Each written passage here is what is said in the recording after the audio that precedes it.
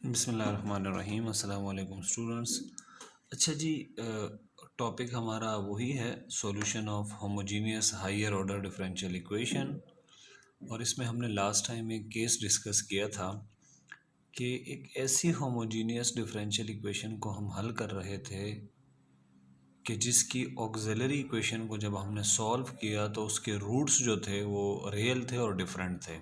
ये हमने last time solve किया पिछले लेक्चर में। अच्छा जी, हम जो होमोजीनियस इक्वेशन, जो higher order homogeneous differential equation को सॉल्व कर रहे हैं, उन पे ये दो कंडीशन लगी हुई हैं। ये इस बात का आपने ख्याल रखना है, ठीक है, कि एक जो डिफरेंशियल इक्वेशन आप सॉल्व कर रहे हैं होमोजीनियस, जो कि हायर ऑर्डर है, एक तो उसके कोएफिशिएंट कांस्टेंट होने चाहिए, ठीक है, और दूसरा वो डिफरेंशियल इक्वेशन लीनियर होनी चाहिए। अगर आप भूल गए हैं कि लीनियर डिफरेंशियल इक्वेशन क्या होती है तो पिछले लेक्चर्स में जाके देखिएगा, प्लेलिस्ट में जाके, तो वहाँ पर उस पर एक लेक्चर मौजूद है कि लीनियर डिफरेंशियल इक्वेशन क्या होती हैं, जो बेसिक इंट्रोडक्शन है डिफरेंशियल इक्वेशन का। तो वहाँ पर ये चीज़ें मौजूद हैं, वहाँ से आप देख लें। और अगर फिर भी कोई मसला है तो ठीक है, कमेंट सेक्शन में भी आप कमेंट कर सकते हैं और मुझे व्हाट्सएप भी कर सकते हैं। बहरहाल, तो ये दो कंडीशंस हैं, ठीक है। आज हम पढ़ रहे हैं जी केस 2, ठीक है। केस 2 क्या है? When roots of auxiliary equation are real and repeated. Repeated का मतलब है कि इक्वल, ठीक है। तो ये सेकंड केस है जो हम देखेंगे अभी, कि जब ऑक्सिलरी इक्वेशन को हम सॉल्व करेंगे और अगर उसके रूट्स रियल आ गए और साथ में रिपीटेड आ गए तो क्या करेंगे, ठीक है। एग्जाम्पल से स्टार्ट करते हैं, ठीक है। और सिंपल एग्जाम्पल है एक, एग्जाम्पल 1। फर्स्ट करें, एक डिफरेंशियल इक्वेशन दी हुई है सेकंड ऑर्डर की, और वो होमोजीनियस है। और होमोजीनियस की पहचान ये होती है कि उसमें सोर्स टर्म नहीं होती, ठीक है। और सोर्स टर्म का एक और नाम है जिसे हम कहते हैं नॉन होमोजीनियस टर्म। तो ये आपको इक्वेशन दी हुई है, ठीक है, इसको हम इक्वेशन 1 कह देते हैं। और ये हमारे पास होमोजीनियस है क्योंकि इसमें सोर्स टर्म नहीं है, होमोजीनियस। और दूसरी ख़ास बात यह है कि यहाँ पे आप y का कोएफिशिएंट चेक करें, 4 है, y के डेरिवेटिव का कोएफिशिएंट 4 है, और डबल डेरिवेटिव का कोएफिशिएंट यहाँ पर 1 है। तो कोएफिशिएंट क्या है? कांस्टेंट है। कोएफिशिएंट का कांस्टेंट होना ज़रूरी है। अगर वेरिएबल कोएफिशिएंट हो गए तो फिर ये टेक्निक यूज़ नहीं होगी, ठीक है। फिर कोई और टेक्निक यूज़ होगी जो आगे जाके हम देखेंगे। बहरहाल, तो ये आपके पास एक होमोजीनियस डिफरेंशियल इक्वेशन है। ऑक्सिलरी इक्वेशन क्या होगी जी? ऑक्सिलरी इक्वेशन विल बी, बड़ी सिंपल है, कल हमने डिस्कस किया था। सेकंड डेरिवेटिव की जगह मैं लिखूंगा m square plus 4, first derivative की जगह लिखूंगा एम, और जहाँ पर डेरिवेटिव नहीं है, जैसे इस टर्म में डेरिवेटिव नहीं है, तो फिर हम इस टर्म की जगह यहाँ पे जो कांस्टेंट होगा सिर्फ ये लिखेंगे, +4 इज इक्वल टू 0। ये आपकी जो है इक्वेशन 2 है। और ये असल में ऑक्सिलरी इक्वेशन, या इसका एक और नाम क्या है जी? Characteristic equation. ये हमारी करेक्टरिस्टिक इक्वेशन है। अब हम इस करेक्टरिस्टिक इक्वेशन को सॉल्व करेंगे। अब क्लियर नहीं नज़र आ रहा है कि ये जो करेक्टरिस्टिक इक्वेशन आई है ये क्वाड्रेटिक है ना जी? क्वाड्रेटिक है, m के ऊपर पावर 2 है, तो ये क्वाड्रेटिक है। तो क्वाड्रेटिक इक्वेशन को तो हम सॉल्व कर सकते हैं बड़ी इजीली। कैसे सॉल्व करेंगे जी? इसको फैक्टराइज भी कर सकते हैं, ठीक है। तो फैक्टराइज कर लेते हैं। जो अगर फैक्टराइजेशन हो सकती है तो फिर तो सबसे बेस्ट मेथड यही होता है कि आप मिडिल टर्म को ब्रेक कर दें, ठीक है। अच्छा, आप लोग ये देखिएगा, ये कई तरीक़ों से सॉल्व हो सकती है, ठीक है। तो मुझे जो समझ आता है कि स्टूडेंट को सबसे आसान तरीका पढ़ा दिया जाए ताकि वो क्वाड्रेटिक इक्वेशन के हल करने के चक्कर में ना पड़े, बल्कि इस चक्कर में ज़्यादा पड़े कि जी जो होमोजीनियस डिफरेंशियल इक्वेशन है वो कैसे हल होती है। तो इसको तो हम 4-5 तरीक़ों से हल कर सकते हैं, जो तरीका आपको बेस्ट लगता है आप वो यूज़ करें। मुझे फैक्टराइजेशन बेस्ट लगता है कि सबसे पहले आप फैक्टराइजेशन ट्राई करें, अगर वो नहीं होता तो आप क्वाड्रेटिक फार्मूला लगाएं, वरना सबसे बेस्ट तो यही है कि आप कैलकुलेटर यूज़ करें। ठीक है। अच्छा जी, अब यहाँ से हम कॉमन निकालेंगे, यहाँ से कॉमन आएगा m और रह जाएगा अंदर m+2। यहाँ से 2 कॉमन है तो अंदर रह जाएगा m+2 इज इक्वल टू 0। यहाँ अब m+2 कॉमन है तो ये आ जाएगा m+2, अगेन रह जाएगा m+2 और ये इज इक्वल्स टू 0। ये दोनों मल्टीप्लाई हो रहे हैं और रिज़ल्ट ज़ीरो आ रहा है, तो ये हम एक बचपन में भी हमने पढ़ा है और इसको बेसिकली हम कहते हैं नल फैक्टर थ्योरम।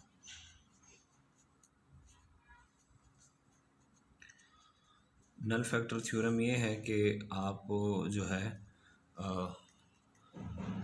अगर 2 रकमें मल्टीप्लाई हो रही हैं, 3 हो रही हैं, 4 हो रही हैं और इनका रिज़ल्ट ज़ीरो आ रहा है, ठीक है, तो आप 5 हो रही है, 6 जितनी भी हो रही हैं, ठीक है, और उनका रिज़ल्ट ज़ीरो आ रहा है, तो आप हर एक को 0 के बराबर ले लें, तो ये वाला m+2 भी 0 के बराबर हो जाएगा और ये m+2 भी 0 के बराबर हो जाएगा। ठीक है, तो m+2 0 के बराबर दोनों हैं। अब हम यहाँ से m की वैल्यू निकालेंगे। m की वैल्यू यहाँ से आएगी -2 और यहाँ से भी m की वैल्यू आएगी -2। ठीक है, अब ये जो m की वैल्यू -2 आई है, अब आप देखें ये जो आपने इस ऑक्सिलरी इक्वेशन को सॉल्व किया, ये वाली जो ऑक्सिलरी इक्वेशन है, ये वाली इक्वेशन 2, इसको आपने सॉल्व किया तो m की 2 वैल्यूज़ आई हैं और 2 वैल्यूज़ आने की वजह ये है कि m पे ये जो इस वक्त जो मैक्सिमम पावर है वो 2 है, तो हायर ऑर्डर 2 है, तो इसलिए सॉरी इसकी डिग्री 2 है और यहाँ जो है ये सेकंड ऑर्डर डिफरेंशियल इक्वेशन है, इसलिए m की 2 वैल्यूज़ आएंगी। मगर m की जो दोनों वैल्यूज़ आ रही हैं वो -2 आ रही हैं। तो यहाँ से आप देख लें कि जो रूट्स हैं वो कैसे आ रहे हैं। Roots of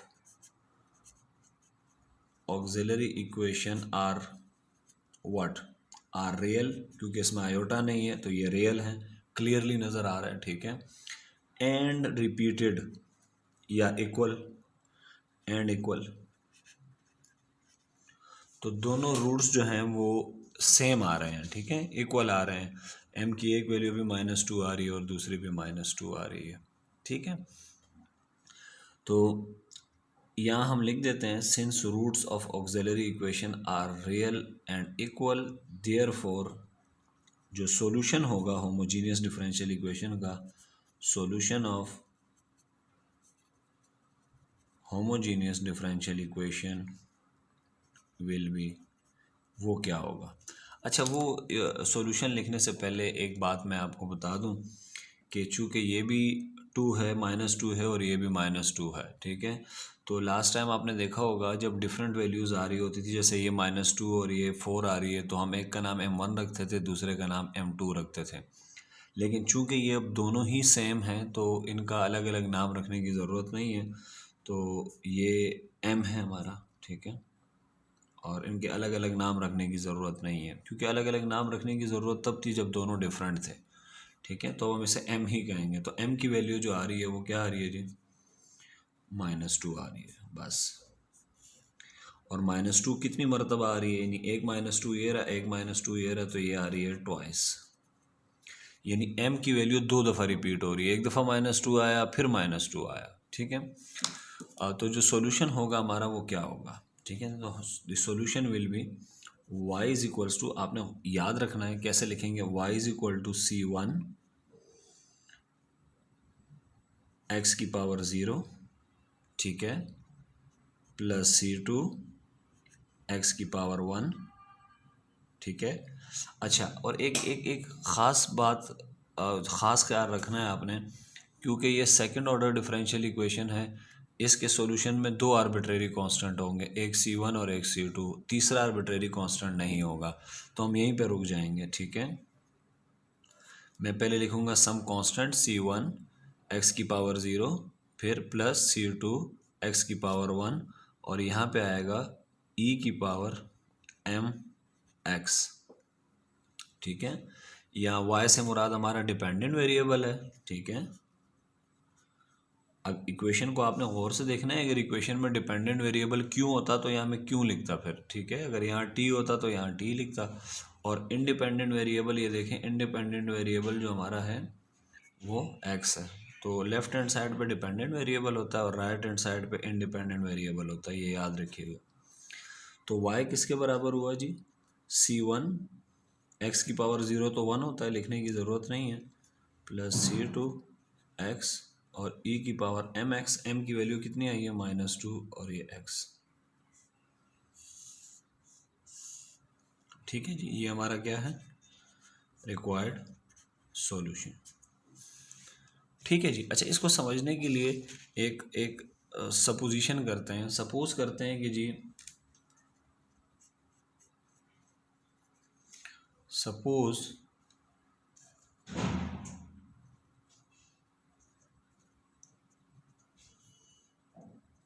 someone solved an auxiliary equation and get the following roots.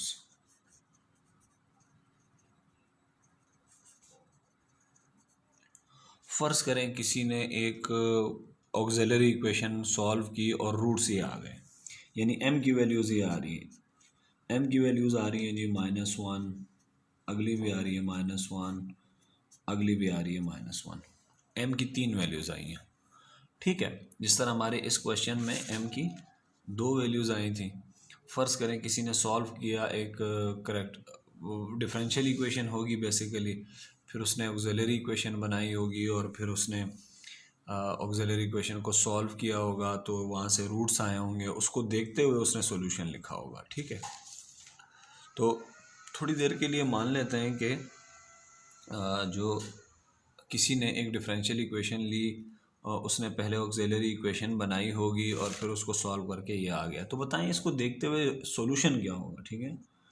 जो सॉल्यूशन होगा वो हम कैसे लिखेंगे, सॉल्यूशन होगा y इज इक्वल टू, याद रखिएगा तरीका, पहले आएगा c1 x की पावर 0 प्लस c2 x की पावर 1। अच्छा, यहाँ m की 3 वैल्यूज़ आ रही है ना, तो ये c1 c2 c3 तक जाएगा। अगर 4 वैल्यूज़ होती तो ये c4 तक जाएगा, 5 वैल्यूज़ होती तो c5 तक, 6 वैल्यूज़ होती तो c6, n वैल्यूज़ होती तो cn तक जाएगा ये, ठीक है। तो पहले आएगा c1 x की पावर 0।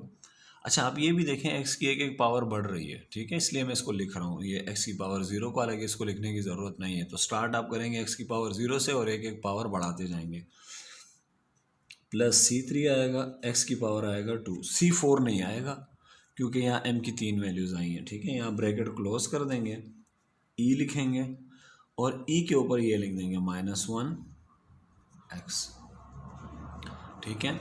एक और एग्जांपल ले लेते हैं। फ़र्ज़ करें m की वैल्यूज़ ये आ गई,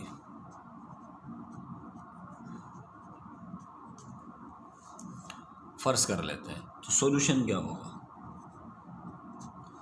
सॉल्यूशन होगा y इज इक्वल टू, गौर से देखिएगा यहाँ -2 है, -2, तो 4 दफ़ा m की वैल्यूज़ रिपीट हो रही है, ठीक है। तो क्या आएगा, कांस्टेंट कितने आएंगे, 4, c1 x की पावर 0 प्लस c2 x की एक एक पावर बढ़ाते जाएं, plus c3 x square plus c4 x cube, इस तरह से, और e की पावर आएगी -2x, ठीक है। अच्छा, फ़र्ज़ कर लेते हैं, एक और एग्जांपल लेते हैं, ये आपका सॉल्यूशन होगा, ठीक है। ये हमारा सॉल्यूशन है, इधर हमारा सॉल्यूशन ये है। तो क्या नोट किया आपने कि जब रूट्स क्या हैं, या रूट्स कैसे हैं, रियल प्लस रिपीटेड समझ रहे हैं ना आप लोग, कि मैं रिपीटेड क्यों कह रहा हूँ, क्योंकि -1 रिपीट हो रहा है 3 मरतबा, यहाँ -2 4 मरतबा रिपीट हो रहा है, ठीक है। अच्छा, एक और फ़र्ज़ कर लेते हैं कि m की ये वैल्यूज़ आ रही है, फ़र्ज़ कर लेते हैं थोड़ी देर के लिए, -3 और 2,5, ठीक है, ये वैल्यूज़ आ रही है। अब ये बड़ा इंटरेस्टिंग है, ठीक है। यहाँ पे देखें m की कितनी वैल्यूज़ आ रही हैं, 5, ठीक है। 1 2 3 4 5, 3 इसमें से क्या हो रही हैं, रिपीट हो रही हैं। तो हम क्या करेंगे, और 2 रिपीट नहीं हो रही हैं, ठीक है। तो इसमें कुछ रिपीट हो रही हैं, कुछ रिपीट नहीं हो रही हैं। तो जो रिपीट हो रही हैं, ठीक है, वो ये रही। और ये तो ये जो 3 वैल्यूज़ हैं ये कैसी हैं, ये रिपीटेड है। और ये जो 2 और 5 है ये रिपीट नहीं हो रहा, इसको हम नॉन रिपीटेड कहते हैं या डिफरेंट कहते हैं। तो असल में ये केस 1 और केस 2 का मिक्सचर है, ठीक है। तो this is what, mixture of case number 1 and case 2। Mixture मैं क्यों कह रहा हूँ, क्योंकि केस नंबर 1 के अंदर हमने क्या पढ़ा था कि जब रूट्स रियल होते हैं, जैसे 2 और 5 रियल हैं और डिफरेंट है, ये दोनों डिफरेंट हैं। और केस 2 में हम ये पढ़ रहे हैं कि अगर ये रिपीटेड हो और रियल हो, तो अब हम तो ऐसा भी हो सकता है कि सम टाइम आप ऑक्सिलरी इक्वेशन को सॉल्व करें, कुछ रूट्स रिपीट आ रहे हों, कुछ नॉन रिपीटेड आ रहे हों, तो ये मिक्सचर हो गया, ठीक है। केस 1 और केस 2 दोनों इसमें यूज़ होंगे। तो कैसे यूज़ करेंगे ये बड़ा इंपॉर्टेंट है। देखिएगा यहाँ पे आप सबसे पहले लिखेंगे y और इसको भूल जाएंगे, ठीक है। इसको आप भूल जाएं। ये देखें क्या है, ये तीनों वैल्यूज़ m की -3 -3 -3 और तीनों क्या हो रही हैं, रिपीट हो रही हैं। तो मैं इसकी वजह से जो सॉल्यूशन लिखूँगा वो क्या होगा बताएं, वो होगा c1 x की पावर 0 प्लस c2 x की power 1 plus c3 x square. बस यहाँ तक आएंगे क्योंकि 3 वैल्यूज़ हैं, c3 तक। और e के ऊपर पावर क्या आएगी जी, -3x, ठीक है जी। अब हम क्या करेंगे, इसको भूल जाएंगे, प्लस करके लिखेंगे प्लस। अब इनकी वजह से जो सॉल्यूशन आ रहा है वो भी तो लिखना है ना, वो सॉल्यूशन क्या होगा। अच्छा याद रखिएगा c1 c2 c3 यूज़ कर चुके हैं। अच्छा m की टोटल कितनी वैल्यूज़ आई हैं, 5। तो c1 c2 c3 c4 c5 5 constant use होंगे आर्बिट्रेरी। तो c1 c2 c3 यूज़ हो चुके हैं, अब यूज़ होगा c4, तो c4। और आपको पता है कि इसको हम कहते थे, अगर आप लोगों को याद हो, m1, इसे हम कहते थे m2। डिफरेंट वैल्यूज़ है ना। तो ये आएगा c4 e की पावर m1x, तो m1 कितना है, ये 2x। फिर c5 e की पावर m2x, m2 की वैल्यू है 5x। तो ये आपका सॉल्यूशन होगा, ठीक है। तो याद रखिएगा अगर कभी भी कुछ रूट्स रियल आ गए, रिपीटेड आ गए, कुछ रियल और नॉन रिपीटेड आ गए, तो आपने क्या करना है, ये जैसे रिपीटेड हैं, ये रिपीटेड रूट्स हैं, इनकी वजह से जो सॉल्यूशन आ रहा है वो लिख देना है। फिर ये नॉन रिपीटेड है, इनकी वजह से जो सॉल्यूशन आ रहा है वो लिख देना है और दोनों को ऐड कर देना है, ठीक है। अच्छा जी, ये तो कुछ हमने सपोजिशन करके मैंने डिफरेंट केसेस समझाने की कोशिश की है, ठीक है। This is page 2, this is page 1।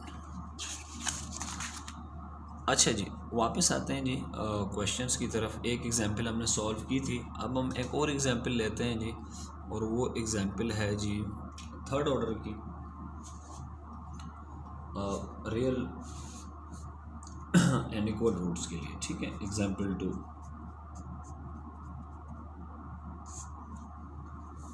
Example 2 देखें, ये लिखा हुआ है y triple prime plus 3y double prime plus 3y prime plus y is equal to 0। अच्छा, इस इक्वेशन को जब आप गौर से देखते हैं तो कुछ चीज़ें आपको नज़र आती हैं, कुछ बातें आपको नज़र आती हैं, और जो मैं आपको पहले ही सिखा चुका हूँ। एक ये थर्ड ऑर्डर की है, ठीक है, ये थर्ड ऑर्डर की है, थर्ड ऑर्डर की है, होमोजीनियस है, ये बातें आपको पता होनी चाहिए, ठीक है। होमोजीनियस क्यों है, क्योंकि इसमें सोर्स फंक्शन नहीं है। थर्ड ऑर्डर क्यों है, क्योंकि इसमें हायर ऑर्डर डेरिवेटिव थर्ड है। अच्छा जी, इसको सॉल्व करेंगे।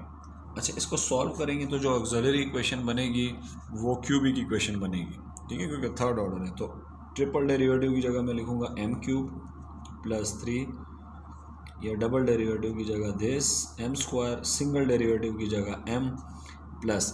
अच्छा यहाँ पे डेरिवेटिव नहीं है, तो जब डेरिवेटिव नहीं है यहाँ जो कांस्टेंट होगा ना वो लिखेंगे। यहाँ पे कांस्टेंट क्या है 1, ये लिखेंगे हम, ठीक है। तो ये मैं लिखूँगा +1 इज इक्वल टू 0।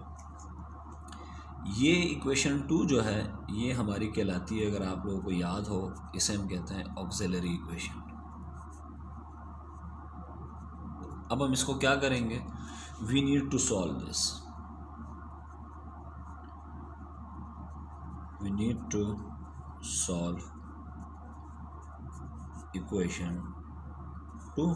अब हम इस इक्वेशन 2 को सॉल्व करेंगे, लेकिन इस इक्वेशन 2 को शायद आप लोग सॉल्व ना कर सकें। उसकी वजह ये है कि ये क्वाड्रेटिक इक्वेशन तो नहीं है कि आप बहुत आसानी के साथ इसको फैक्टराइज कर दें या बहुत आसानी के साथ इसको आप इस पर कोई फार्मूला लगा दें, ठीक है। तो इसको सॉल्व करने के लिए एक मेथड यूज़ होता है which is very simple, hit and trial method with synthetic division method, जो कि मैं उसका लिंक इस वीडियो के डिस्क्रिप्शन में दे दूंगा, तो आप वहाँ जाके देख लें कि हम इसको कैसे सॉल्व करेंगे, ठीक है। फिल वक्त मैं इस ऑक्सिलरी इक्वेशन को सॉल्व करके जो रूट्स आ रहे हैं वो डायरेक्ट लिख रहा हूँ, ठीक है। तो इसको जब मैं सॉल्व करूँगा तो जो m की वैल्यूज़ आ रही हैं, इसको सॉल्व करने के बाद वो जो m की वैल्यूज़ आ रही हैं वो आ रही है -1 -1 -1। अब ये वैल्यूज़ कैसे आ रही हैं, ठीक है, डिस्क्रिप्शन में लिंक मौजूद है, वहाँ पे जाके देख लीजिएगा आप लोग, ठीक है। ये आ गई, तो ये रूट्स हैं किसके, रूट्स ऑफ ऑक्सिलरी इक्वेशन। अच्छा, रूट्स, ऑक्सिलरी इक्वेशन के रूट्स बड़े इंपॉर्टेंट होते हैं। आपने इसको देखना है कि रूट्स कैसे हैं, रियल है, रिपीटेड है, कैसे हैं, कैसे नहीं है। तो रूट्स कैसे हैं जी, रूट्स रियल हैं बट रिपीटेड हैं। Since roots are real and repeated, repeated का मतलब होता है बेटा इक्वल। तो जब भी रूट्स इक्वल हों, रिपीटेड हों, तो ऐसी सूरत में हम क्या करते हैं, ऐसी सूरत में हम ये करते हैं कि ये जो m की वैल्यूज़ आई है ना, तो किसी को भी m1 m2 m3 नहीं कहते, बल्कि ये m ही है, ठीक है। m की वैल्यू है -1, ठीक है। और जो हमारा सॉल्यूशन होगा, therefore our solution will be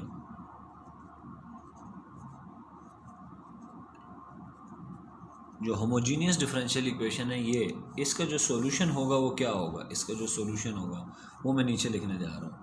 y is equals to क्या होगा जी, अच्छा 3 वैल्यूज़ रिपीट हो रही हैं, अभी मैंने आपको सिखाया, तो आएगा c1 x की पावर 0 प्लस c2 x की एक एक पावर बढ़ती जाएगी प्लस c3 x की पावर 2। यहाँ पे हम स्टॉप कर देंगे क्योंकि m की 3 वैल्यूज़ आई हैं, तो c3 तक जाएगा, ठीक है। ब्रैकेट इस तरह लगाएंगे और एक्सपोनेंशियल की पावर ये, यहाँ से m की वैल्यूज़ उठानी है आपने, ठीक है। तो m की वैल्यू है -1, तो ये आएगा -1x, तो उसको हम लिख देंगे। अच्छा, x की पावर 0 लिखना ज़रूरी नहीं है, ये तो मैं आपको समझाने के लिए करता हूँ कि x की पावर 0 से स्टार्ट करेंगे और एक एक पावर बढ़ती रहेगी। तो इसको थोड़ा सिंप्लीफाई करते हैं, x की पावर 0 1 होता है, लिखने की ज़रूरत नहीं है।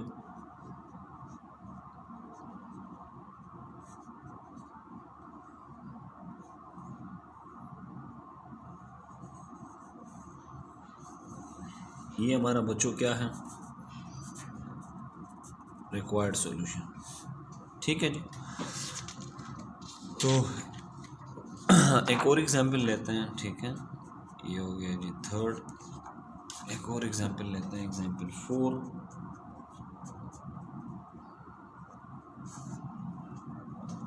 अच्छा जी, फ़र्ज करें किसी ने आपको एक डिफरेंशियल इक्वेशन दी और वो ये थी d5/dx5 माइनस d3y/dx3 0, ठीक है। इसको हल करना है आपने। तो ये अब याद रखिएगा, इसमें जो हाईएस्ट डेरिवेटिव है वो 5th ऑर्डर का है, तो ये जो डिफरेंशियल इक्वेशन है ये 5th ऑर्डर की है, ठीक है। अब 5th ऑर्डर की डिफरेंशियल इक्वेशन को हम कैसे सॉल्व करेंगे, बड़ा से तरीका तो वही है, होमोजीनियस है, कांस्टेंट कोएफिशिएंट है। ये 5th ऑर्डर डेरिवेटिव है, इसकी जगह मैं लिखूँगा m की पावर 5 माइनस m की पावर 3 इज इक्वल टू 0। ठीक है, इसमें क्या कॉमन है? अगर आप देखें m की पावर 3 कॉमन है और अंदर रह जाएगा m square minus 1 is equal to 0। अब आप यहाँ क्या देखेंगे? यहाँ हम देखेंगे कि m क्यूब है और वो मल्टीप्लाई हो रहा है m स्क्वायर माइनस 1 से और रिजल्ट 0 आ रहा है, तो दोनों को 0 के बराबर ले लें।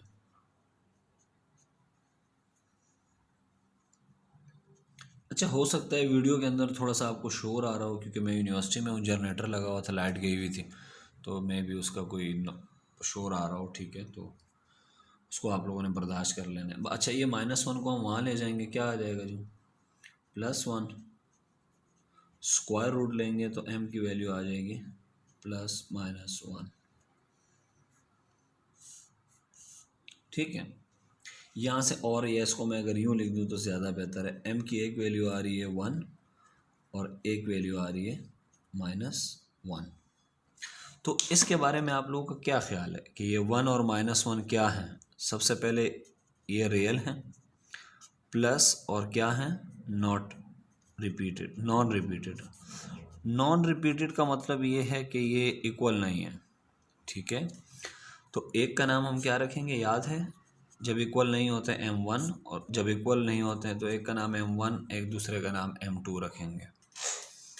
ठीक है, अच्छा, इसकी वजह से जो सॉल्यूशन आ रहा होगा वो क्या होगा, वो भी हम देखते हैं। ठीक है, अच्छा, ये बड़ा इंपॉर्टेंट है, m³ इज इक्वल टू 0। अच्छा, बड़ी इंटरेस्टिंग बात बता रहा हूँ कि यहाँ d चूँकि m के ऊपर पावर 5 है तो m की 5 वैल्यूज़ आएंगी। स्टूडेंट बेसिकली जो जनरली बल्कि गलती करते हैं, वो क्या करते हैं कि यहाँ से m की 2 वैल्यू आ गई और यहाँ से क्यूब रूट लेके m की एक वैल्यू निकालते हैं 0, तो यहाँ से m की 3 वैल्यूज़ आएंगी। वो मैं आपको बता देता हूँ कैसे आएंगी। ठीक है, क्या मैं इसको यूँ लिख सकता हूँ? m इज़ इक्वल टू 0 लिख सकते हैं जी, बिल्कुल लिख सकते हैं।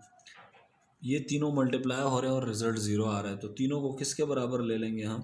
0 के। इसको भी 0 के बराबर, इसको भी 0 के बराबर, इसको 0 के बराबर। तो बच्चों, यहाँ से m की कितनी वैल्यूज़ आ रही हैं? 3। तीनों 0 हैं। 0 एक रियल नंबर है, तो हम क्या कहेंगे कि roots are what? Roots are real and repeated. तो अब आप देखें, कुछ रूट्स रियल आ रहे हैं और रिपीटेड हैं, कुछ रूट्स रियल आ रहे हैं और नॉन रिपीटेड है। तो ये हमने पढ़ा था केस नंबर 1 में और ये हम पढ़ रहे हैं केस 2 में। और ये जो क्वेश्चन है, इस क्वेश्चन के अंदर दोनों केस क्या हो गए हैं? मिक्स हो गए हैं। ठीक है, तो ये मिक्सचर है केस 1 और केस 2 का। ठीक है, तो सॉल्यूशन क्या होगा जी? सॉल्यूशन विल बी,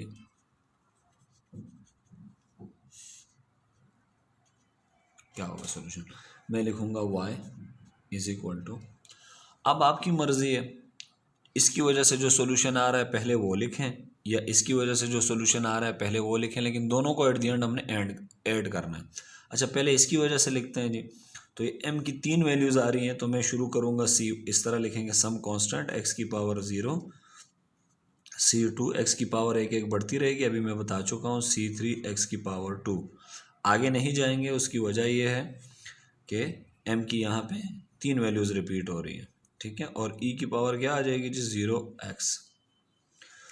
तो ये जो सॉल्यूशन है, ये जो सॉल्यूशन आया हुआ है, ये this is because of repeated roots. अब हम प्लस करेंगे इसमें वो सॉल्यूशन जो इस नॉन रिपीटेड रूट्स की वजह से आया, तो वो क्या होगा? अच्छा, बस ख्याल आपने ये रखना है कि अगर आपने एक दफ़ा c1 c2 c3 यूज़ कर लेने तो दोबारा c1 c2 c3 यूज़ नहीं करना है। अच्छा, अब इसको भूल जाएं, अब इधर आ जाएं। m की 2 वैल्यू आई हुई हैं। ठीक है, तो 2 कांस्टेंट आएंगे, मगर वो कांस्टेंट अब c1 c2 c3 नहीं होंगे, बल्कि क्या होंगे? c4 होगा। e की पावर आप ये लिख देंगे 1x प्लस फिर होगा c5। अच्छा, 1 आपने लिख दिया, -1 लिखेंगे -1x। ठीक है, तो सॉल्यूशन का ये जो पार्ट आ रहा है, ये किसकी वजह से आ रहा है? Because of non repeated roots. ठीक है, तो ये आपका सॉल्यूशन है, ये हमारा रिक्वायर्ड सॉल्यूशन है। ठीक है, ठीक है जी, आज के लिए इतना काफ़ी है, एंड करते हैं इसको। ठीक है, ये हमारा केस 2 है। नेक्स्ट लेक्चर में इंशाल्लाह हम केस 3 के साथ हाज़िर होंगे बशर्ते हयात व दस्तयाबी। तब तक के लिए अल्लाह हाफ़िज़ व नासिर।